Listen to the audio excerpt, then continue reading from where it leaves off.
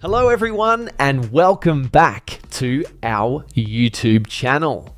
In this video, I'm going to show you how to fix Microsoft 365 Copilot mobile app not working.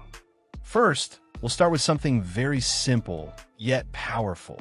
So over the time, apps store temporary files to load faster, but sometimes those files get corrupted and the app starts acting weird. To resolve this issue, we will first head over to our device settings. From here, scroll down and tap on General.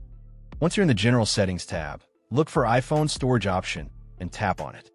Over here, you can either search for the app or you can scroll down and look for it. Then tap on the app. On the next screen, you need to tap on the Offload app option. A confirmation pop-up will come up. Now tap on the Offload app option here. It'll take a bit for processing, and then a reinstall button will show up. Simply tap on it to reinstall the app. This should resolve the issue, but if it doesn't, then you need to check if the app is running an older version. Head over to App Store.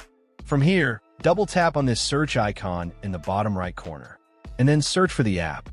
Once the app comes up in the search result, and if you see this update button right next to the app, simply tap on it to make sure you're running the latest version of the app.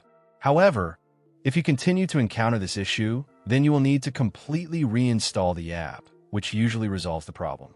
Head over to this screen the way we did before. And over here, tap on the Delete App option here to uninstall the app from your device. A confirmation pop-up will come up. Now tap on the Delete option here.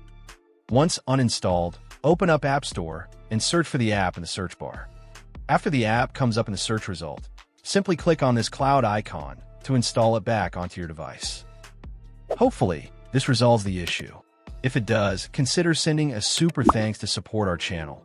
And also don't forget to hit the subscribe button. We'll see you in the next video.